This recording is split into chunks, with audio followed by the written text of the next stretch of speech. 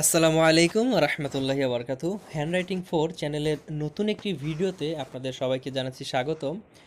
আজকের ভিডিওতে যে টপিক নিয়ে কথা বলতে যাচ্ছি সেটি হচ্ছে আপনি আপনার হ্যান্ডরাইটিংকে কীভাবে সুন্দর এবং আকর্ষণীয় করবেন।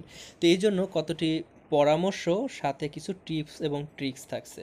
প্রথমে যে কথাটি বলে নিচ্ছি সেটি হচ্ছে আপনি যদি আপনার হ্যান্ডরাইটিংকে অত্যন্ত সুন্দর এবং আকর্ষণীয় করতে চান তাহলে কিন্তু আপনি রাতারাতি এই জিনিসটা করতে পারবেন না। এই জন্য আপনাকে অবশ্যই ধৈর্যের সাথে চর্চা করতে হবে।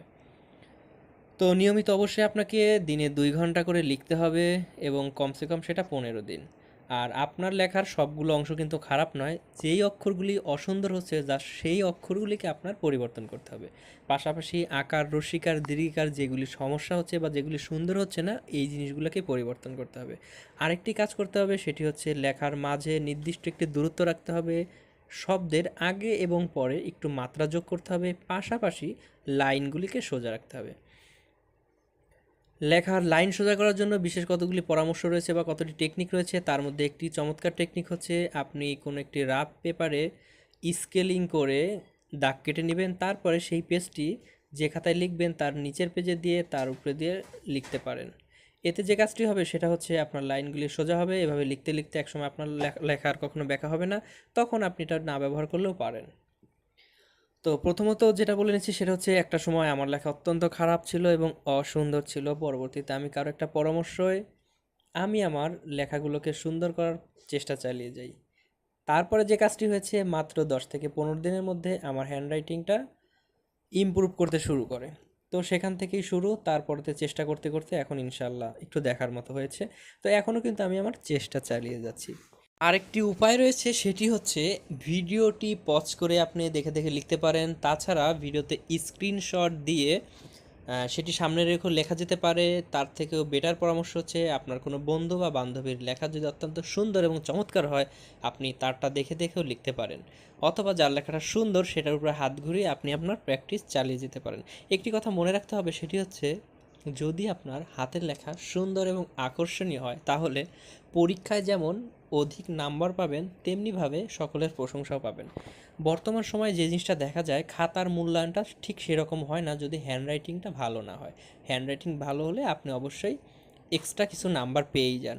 আর এই নাম্বারটা যদি প্রতি সাবজেক্টে যদি 6, 7 বা 10 করেও বেড়ে যায় তাহলে সব মিলিয়ে 10 সাবজেক্ট বা 8 সাবজেক্ট আপনার 80 নম্বর হয়ে যাচ্ছে। তো হ্যান্ডরাইটিং খারাপ হওয়ার জন্য অনেকেরই A+ ছুটে যেতে পারে বা খারাপ রেজাল্ট হয়ে যেতে পারে। এর জন্য লেখার অবশ্যই অবশ্যই গুরুত্ব দিতে হবে।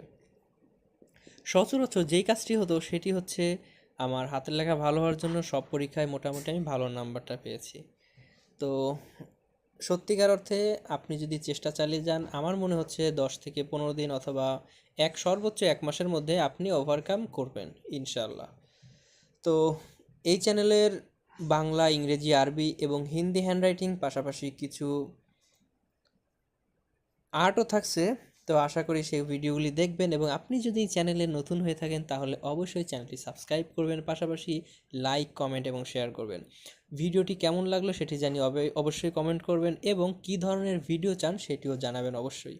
পাশাপাশি ভিডিও সম্পর্কে যদি কোনো মতামত থাকে অথবা ভিডিওটি কীভাবে ইমপ্রুভ করা যায় এমন যদি কোনো পরামর্শ থাকে তাহলে অবশ্যই সেটি কমেন্টে জানাতে ভুলবেন না।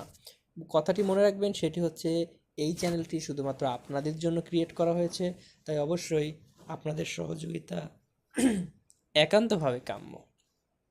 তাই আপনার সর্বোচ্চ প্রচেষ্টা করবেন আমাকে একটু সহযোগিতা করার জন্য। পাশাপাশি আপনাদের জন্য অনেক দোয়া এবং ভালোবাসা রইল। সবাই ভালো থাকবেন, সুস্থ থাকবেন, পাশাপাশি নিয়মিত হ্যান্ডরাইটিং প্র্যাকটিস চালিয়ে যাবেন, তাহলে আশা করা যাচ্ছে আপনারা ওভারকাম করতে পারবেন। তো আপনারা দেখতেই পাচ্ছেন নিচে আমি কিভাবে পেজটা দিয়েছিলাম।